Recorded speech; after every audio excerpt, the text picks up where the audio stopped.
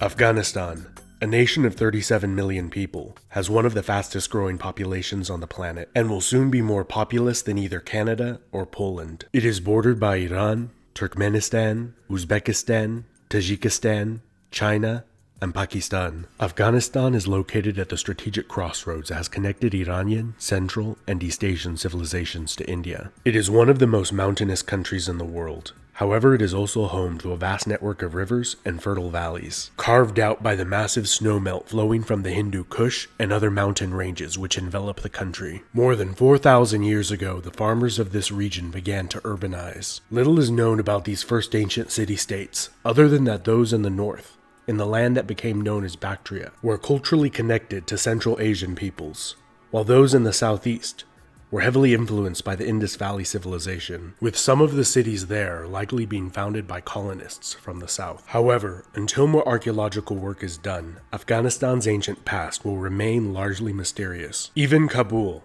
the current capital of Afghanistan, is likely to have been near continuously inhabited for more than 3,500 years, with the exact origin and people who built it unknown. Sometime during the 7th century BC, the Medes, a northern Iranian people, were the first to conquer and unite this land under their rule, which lasted approximately a little over a century. They were overthrown by the closely related Achaemenid Persians, who divided the empire up into satrapies, or provinces. By the time of the conquests of Alexander the Great, Persian people, language, culture, and religion were prevalent in what is now Afghanistan, with sizable Buddhist and Greek minorities who the Persians had resettled from their western provinces in the preceding centuries. Alexander faced some of the most formidable resistance of his conquests in Bactria, which is likely the primary reason he married the Bactrian princess Roxana, with whom he had a son, also named Alexander, which secured the allegiance of much of the Bactrian nobility and people, and access to India through the strategically important Khyber Pass. Alexander also founded several Greek colonies in the region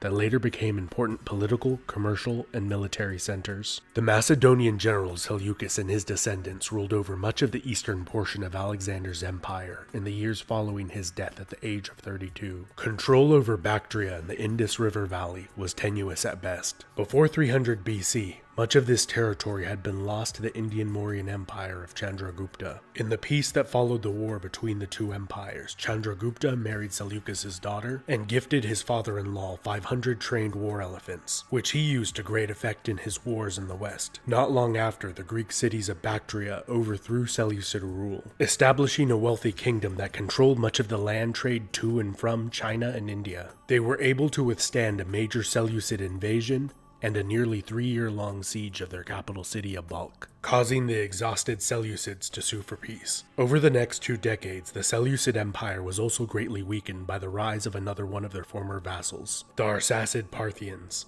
In the southeast, the Mauryan Empire collapsed. The Greco-Bactrians were then able to effectively fill much of the power vacuum left by these two empires, but their success was halted by internal division. As much of the army was in India, expanding Greco-Bactrian territory, the king was overthrown by a usurper, splitting the empire into 2 kingdoms, which both experienced several decades of relative stability and prosperity, and the flourishing of a culture that was a unique amalgamation of Greek, Iranian, Indian, and other Central Asian cultures. After the Greco-Bactrians suffered a series of severe military defeats by the Parthians, they were overrun by successive waves of nomadic invaders. The most powerful of these tribal confederations were the Uz and the Saka, or Scythians, who established control over the lower Indus Valley. The Uz settled in Bactria and largely assimilated with the local people over time. After the waves of nomadic invasions calmed down to some extent, the Parthians then conquered much of the east, up until the Indus River. The Parthian Arsacid dynasty was very hands-off in their style of governance, and were content as long as taxes were paid and men supplied to the army when needed. And as they became increasingly focused on halting Roman expansion into Mesopotamia, the Parthian noble family that had defeated the Scythians and had seized control over the Indus River seceded from the empire, establishing the Suren kingdom, or more commonly called the Indo-Parthian kingdom. And although they ceased to pay taxes, and their king claimed equal status to the Parthian Great King, the two states appear to have been allies and deeply involved in each other's politics. In the north, the Greco-Bactrian people and Uz tribes formed the Kushan kingdom, and became an empire at the expense of the Parthians, and then expanded deep into Central Asia and the Indian subcontinent. The Kushans worshipped Greek as well as Hindu gods, but gradually over time, Buddhism became more prevalent and was widely promoted within the empire's borders, and even without, with Buddhist merchants and missionaries traveling to Han China, which many believe were the first to introduce Buddhism to China. The Kushan Empire was the crossroads of the world. Manufactured goods from as far away as China,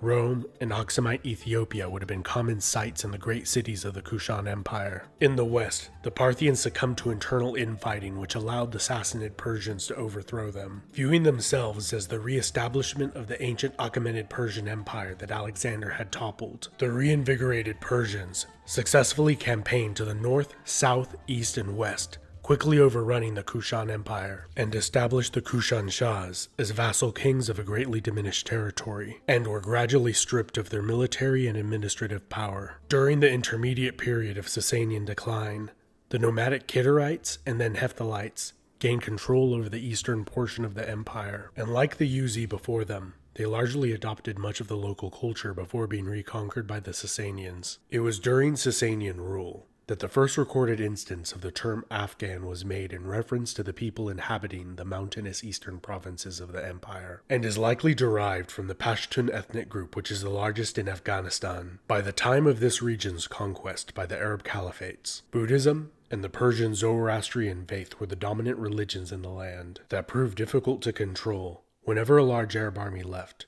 the locals would rebel and revert to their ancient customs and self-rule. In the east, Kabul managed to remain an independent, wealthy city-state, controlling trade through the Khyber Pass to India, ruled over by Buddhists and Hindus. It was not until the late 9th century that the Safarid dynasty, founded by a Persian coppersmith born in southwestern Afghanistan, successfully rebelled against the Abbasid Caliphate and firmly established local rule, that Afghans began to convert to Islam, which the dynasty widely promoted. The Safarids were overthrown by the Samanid Empire, whose rulers claimed descent from the Sasanian Persians, and extensively promoted Persian culture and Islam throughout the empire. They made the mistake of utilizing Turkic slave soldiers, which in time overthrew them and established the Ghaznavid dynasty. Based out of the city of Ghazna in eastern Afghanistan, they continued the policies of promoting Islam and Persian culture, particularly among the nomadic Turkic tribes that were settled within the empire. The Ghaznavids were greatly weakened by conflict with the Seljuk Turk Empire, which allowed for their overthrow by the native Ghurid dynasty, which had recently converted from Buddhism to Islam, and were possibly of Pashtun descent. During the reign of Sultan Ghiyath al-Din Muhammad, the Ghurid Sultanate became a major world power, stretching from the Iranian plateau to Bengal in the east. However, after Ghiyath al-Din's death, the empire fell into infighting, and was rapidly conquered by both the Delhi Sultanate in India and the Empire of Khorasan, both of Turkic Mamluk origin. Only 15 years after their conquest of the Ghurid Sultanate, Khorasan was overrun by the Mongol Empire of Genghis Khan, who frequently massacred the populations of cities that did not immediately surrender. The Mongol Empire split into several successor states not long after their conquest of the region. The Il Khanate, as the name coincidentally implies, fell ill and was ravaged by the plague, wiping out much of the Mongol royal family and army. And as the Il Khanate fragmented into many small states, the Tajik vassal princes of Herat established a sizable kingdom for a short time. All of these small states were conquered by the Turco-Mongol warlord Tamerlane, who inflicted even greater slaughter and destruction throughout the Near East than the Mongols had done a few generations before. Timur frequently used Afghanistan as his base of operations, and his descendants moved the capital from Samarkand to Herat. The century following Timur's death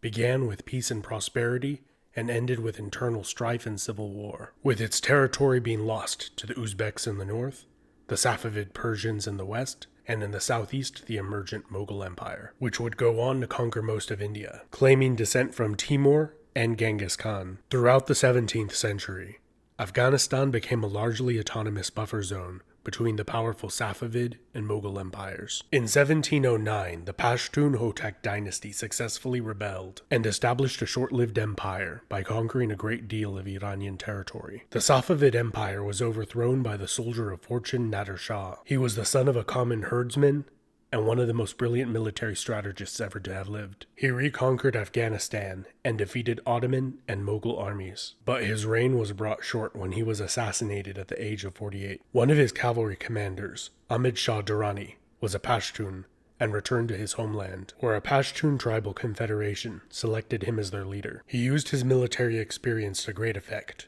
conquering those cities that did not join his cause in Afghanistan. And during his long 25-year reign, he successfully campaigned in India 3 times against the Marathas and Mughals, and even sacked their capital city of Delhi in 1757. The Durrani Empire is considered the foundation of the modern state of Afghanistan, and Ahmad Shah Durrani as the father of the nation. The empire declined after they were defeated by the Sikhs and driven out of the Indian subcontinent. However, the greatest factor influencing their decline may have been economic, as trade was cut off to China due to poor diplomatic relations, and the traffic along the ancient land trade routes connecting India, Iran, and Central Asia all but disappeared. This was due to the expansion of the Russian Empire into Central Asia and the dominance of the British East India Company over maritime trade, leaving Afghanistan in a more isolated state than it had been in over 2,000 years, but also a more unified one, with the majority of the country practicing the same religion, Sunni Islam, and the concept of a national Afghan identity became prevalent,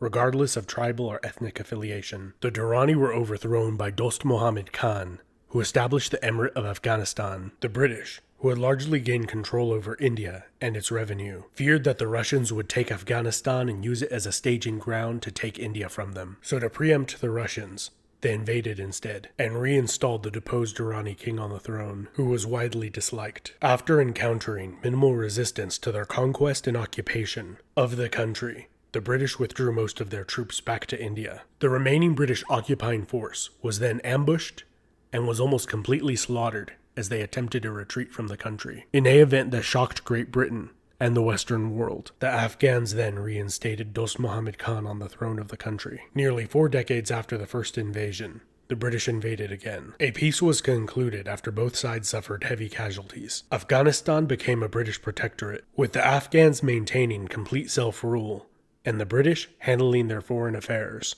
which they didn't do too much of anyways. Namely, no cadoodling with the Ruskies. 40 years later, in a third Anglo-Afghan war, 120,000 Afghans invaded India. After a few brief clashes with the British, a treaty was made where Afghanistan would be internationally recognized as a fully independent state. A few years later, in 1926, the country was reformed into the Kingdom of Afghanistan and began the process of modernization and increased contacts with the outside world. In 1973, the monarchy was overthrown in a bloodless coup d'etat by the king's cousin, Mohammed Daoud Khan, who became the president of a single-party republic, who further sought to modernize the country and received aid from the Soviet Union and the United States, who both tried to curry influence over the country. In 1978, Daoud and many of his family members were assassinated during a communist coup d'etat, establishing the Democratic Republic of Afghanistan. This Soviet-backed government pushed wide-ranging reforms that sought to modernize and abolish most traditional and religious societal structures. This caused widespread insurrection and Soviet involvement in a long war of attrition that nearly lasted 10 years, and caused millions of refugees to leave the country. A few years after the Soviet Union withdrew their forces, the Islamic State of Afghanistan overthrew the government and took over the cities, which was largely overthrown by the Islamic Emirate of Afghanistan in 1996, which established a totalitarian rule. They were removed from power 5 years later by U.S. coalition forces and the Northern Alliance, and established the Islamic Republic of Afghanistan in 2004. Let me know in the comments of what you believe the future holds for Afghanistan. Also, let me know in the comments of what you found most interesting about Afghan history. This has been Epimetheus. Remember to subscribe and hit the bell icon to get notifications whenever I make new content like this. And a big thanks to my patrons over on Patreon, who help make content like this possible.